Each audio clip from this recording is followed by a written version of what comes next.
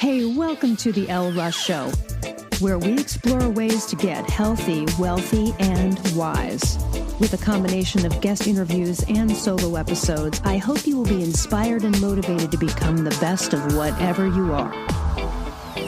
I'm Elle Russ, #1 best-selling author and subject expert with over a decade of helping thousands of people across the globe. Visit my website, elleruss.com, to learn more about free guides, masterclasses, online courses, and more. Enjoy the show.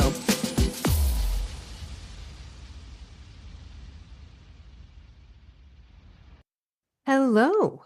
Hope you're having a great day. I want to talk about this title, Curiosity is Killing You. I'm sure you've heard the phrase before, curiosity killed the cat. I want to expand on something I mentioned in my second book, Confident as Fuck, because I don't think a lot of people, maybe you, are even considering the price you are paying for some of your curiosity. And this goes back to an example in Confident as Fuck that I give. There's a chapter where I have a conversation with a prominent psychologist, Dr. Leary, and I give him the example I'm going to give you. And here's the example. This is what happened many, many years ago. My brother called me to warn me that one of our family members sent us a very nasty Facebook message. And my brother he said, look, I'll just call the person Amy. I don't have a family member named Amy. So, all right. My brother was like, look, Amy sent us both a message. I just read it. It's freaking horrible. Just trust me. Don't read it. I said, say no more. In fact, please don't tell me anything else about it. I'm so sorry, whatever you read. Thank you so much for saving my ass. I'm going to go delete it now. I went onto Facebook, and when I went onto Facebook to delete the message, I actually kind of covered my eyes a little bit with my hand in a way that you would in a scary movie if you know like a gory part is coming up. So it kind of covered my eyes because I didn't even want to see the title, like the subject line, or I didn't want to accidentally see like the first sentence or two or any words that would have been in the body of the email. And I'm not usually on Facebook, and I'm not a big Facebook person. So at the time I was like, I didn't know how that message was going to be presented. So I kind of covered my eyes just so I could sort of see it enough to delete it. And I deleted it. So my brother had already told me it was negative. Okay. So I was like, all right, I'm not going to read it. I'm going to delete it. And when I told a couple of people about this, they were sort of in disbelief that I was able to do this. Not that they didn't believe me, but that they couldn't imagine being able to do that. And that's why I think this is a great episode and something for you to reflect on your own life and see where this might be, where some curiosity or maybe FOMO, because they're sort of hand in hand, can be affecting your life negatively.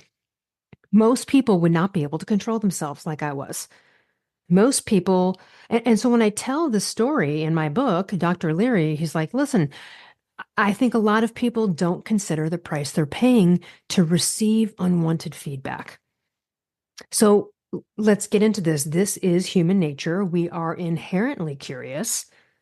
And frankly, that trait, the trait of curiosity, that's been crucial for survival. That's the basis of our entire development throughout history. Curiosity is what has propelled us forward. Our ancestors needed to explore the environment to find food, to find shelter or safety. So that curiosity, that's been passed down. But in modern times, we're not really worried every day about food, shelter, and safety. Of course, yes, there are so many homeless people. I'm not, of course, talking about that. But in general, modern humans, this is not a daily fight for us. So in modern times, this curiosity drive, it'll manifest itself as FOMO. FOMO, otherwise known as fear of missing out. So you can fear missing out on information, maybe experiences, missing out on social interactions. And this can extend to just wanting to know every detail about what other people think about you. So this fear of missing out can make it hard to resist the temptation to read that negative email or that message or that text from the person that you blocked, but they somehow found your email or, that kind of thing. I can't tell you how many times I've had a friend who's come to me with an issue, and the immediate solution to both situations was just blocking the person, and they didn't. And I want you to look at it like it is a sick need to know, to want to know. Think about it. And again, this is not to condemn you if this is you. This is to really just shed light on what's going on here. It's a low self-worth perspective. And let me just share with you how I looked at it, like the kind of thing that goes on in my head when my brother called me to be like, oh God, don't read this Facebook message from Amy, right? So my brother had, I know he wasn't lying. Like when he called to tell me, I wasn't like, yeah, right. He's just trying to, he's gossiping. Like I believed him. I truly believed him. He was disturbed by this. I had no reason not to trust him. I 100% believed that what he was telling me was true. Amy sent us a horrible message. Just delete it. I read it. It's awful. You don't want to read it. Okay. So when he told me from that, I knew it was true. He was very disturbed by it. So I knew this was the case. So given that that's true, right? That, he wasn't like lying to try to take down Amy and create a fight, which he wasn't. Here's how my mind worked at the time. Oh, Amy doesn't get the fucking chance, not even the opportunity to communicate with me. Now that I know what I know from my brother, Amy doesn't get the chance. She doesn't get the fucking opportunity to affect how I feel about myself or anything else she happened to be talking about in whatever message she sent. I don't know what she said. But it was so fucked up that my brother was disturbed enough to call me to tell me to make sure I deleted it. That's all I need to know. You know why? Here's why. Because I love myself. I love myself. This is extreme confidence and self-worth. Did you hear that sort of offense? You don't even get the fucking opportunity to come up on me. You don't even get the shot, Amy. You're writing to nobody. Girl, you're writing a message out to the ethers. It's not even going to get to me because I'm not even going to allow it. And I want you to have more of that in your life when these things come up. So take a look at where FOMO, aka curiosity, has screwed you up a little bit. Why do you need to know what people are thinking about you? So an ex-boyfriend's texting you horrible things or someone's berating you, and why aren't you blocking? Do you still have a need, a sick need to know and learn what this horrible person is saying about you? Why would you allow any communication? Any communication from a person who was like that, right? You have to sit with that, really think about that. Let's talk about that. There's a negative impact. Well, there's an impact of negative information, and it's not positive. It's emotional distress. If you're reading negative comments or messages about you from people, allowing people to say just shitty things to you. Our brains are kind of wired to pay attention or more attention to the negative experience because that's a survival mechanism. So, unfortunately, we're not adapting well to that because that means like negative feedback will have a disproportionate impact on our emotional state. Self-perception, the impact on your self-perception, exposure to negative information, this kind of shit, bad messages, fights online. It doesn't even have to be personal. It can still distort your self-perception. You might to start to internalize negative reviews about yourself or messages from people, verbal downers, things about others even that don't have to do with you, but it's still negative.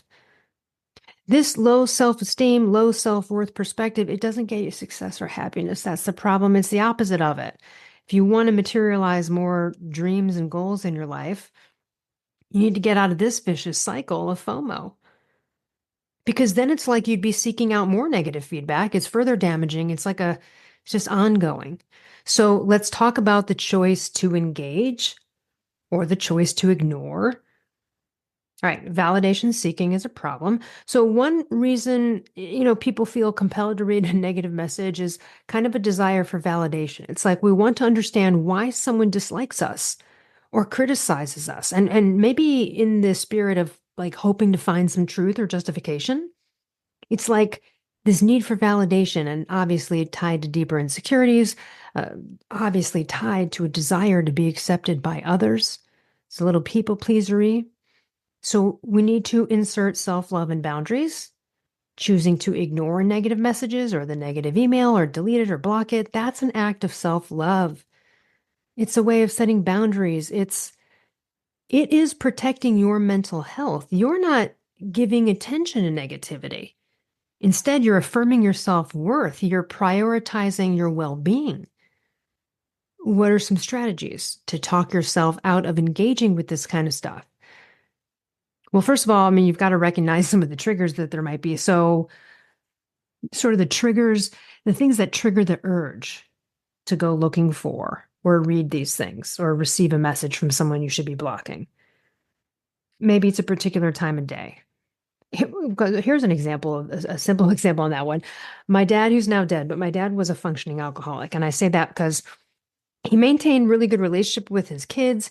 He was never mean, beat anyone. It was sort of unfortunate in a way because he was like nice to us and he was kind of a happy drunk. He sort of got away with it, which I think, probably pissing people off. But anyway, no one could sort of hate him for it. Anyway, we would always bring this up, my family members, because if you got my dad early in the morning after he woke up and you got him around 7 a.m. to maybe noon, maybe 1 o'clock, he'd be totally like stone sober. He'd be there with you. You could actually have like a legitimate conversation. But we knew that if he was calling after a certain time, if we weren't in the mood for the person we knew we'd get after a certain time, we wouldn't pick up the phone. Because who we were going to get after that time was like the drunk dad at home listening to music, having a drink, and he wants to call up his kids and joke around and have some fun and, trot down memory lane. But sometimes, as a child, you're not in the mood for that. Maybe it's a day where you really need to connect with your parents. So, it would be sort of disappointing sometimes because maybe he'd call at that time and you were trying to share something about your life and you weren't in a joking around mood. And then he's, not getting it. And you're like, oh, I got the wrong version. I should have called him at 7 a.m. to talk about this. So that's the kind of example where time of day is a trigger. And I know that, like, I know someone a mother who has told her children, hey, do not call me with anything that might be, unless it's an emergency, but like, don't call me with anything that would be negative or something bad, like bad news. Wait and call me in the morning. Don't call me before bed because it affects my sleep. So that person clearly is like triggered by negative news from her children at a certain time, past a certain time of day. Again, unless it were an emergency, right? It's like obviously you call in the middle of the night if you're in the hospital, but it was more of like, maybe you wait till the next morning to call the mom to tell her you lost your job kind of thing. Like, so that's a clear way of understanding one's triggers and also relaying them to other people. So is there a certain part of your day? Do you need to have downtime after work or in the morning before you get involved with emails or conversations with certain people? So just reflect when you feel the urge to engage or open the email from the downers. I ask yourself, is reading this going to fuck me or favor me?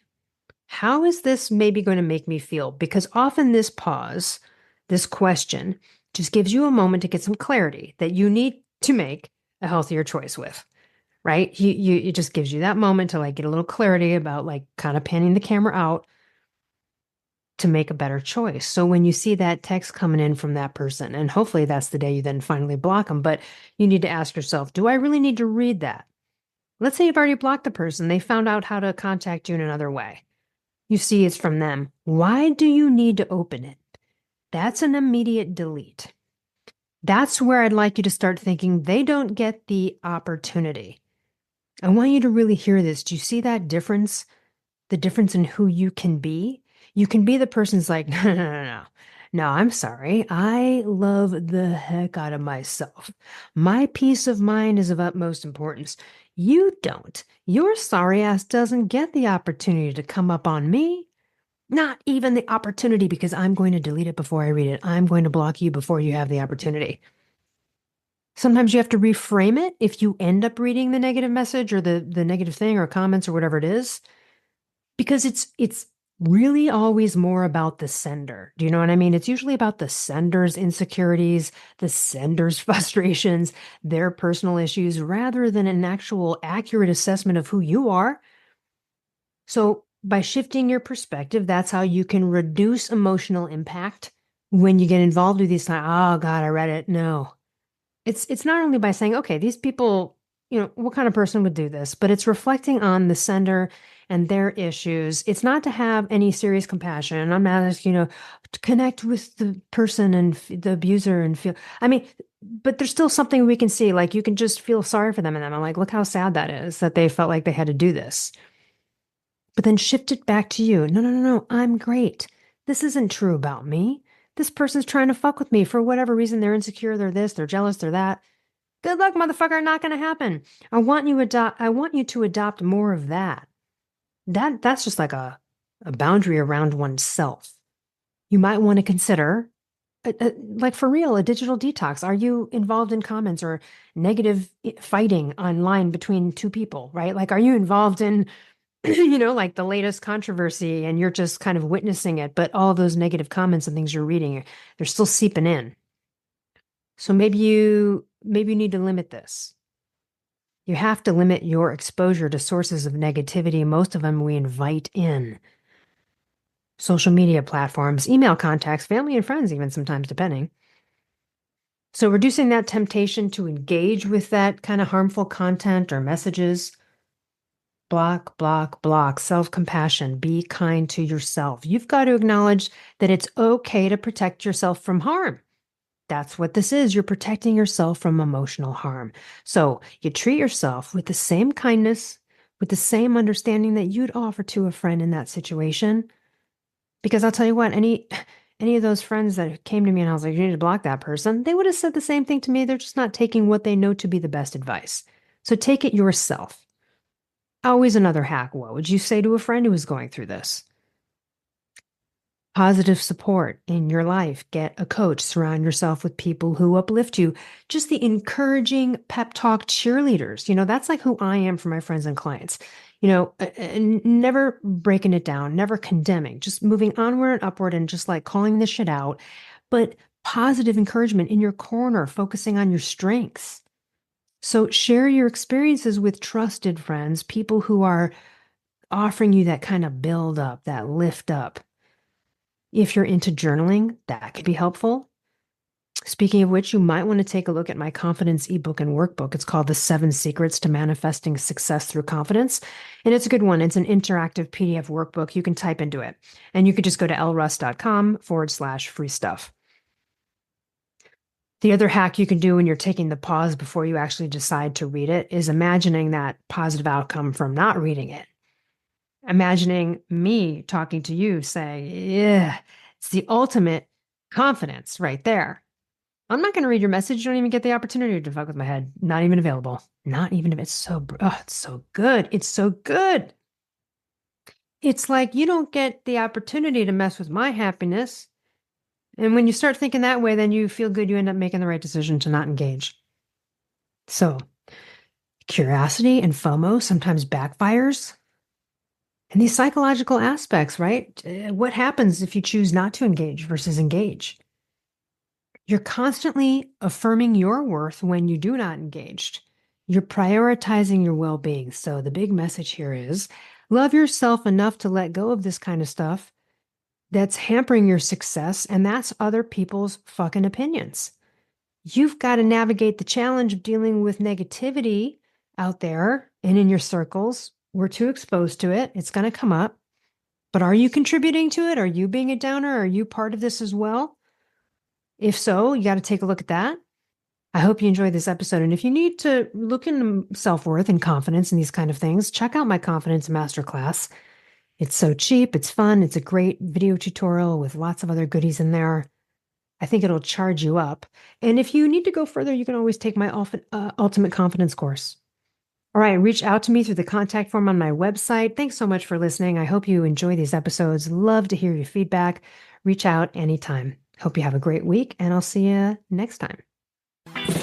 Hey, thanks for listening. If you enjoyed this show, I would so appreciate you leaving a review on Apple or Spotify or wherever you get your podcasts. And to learn more about partner discounts on amazing products, visit elleruss.com/discounts.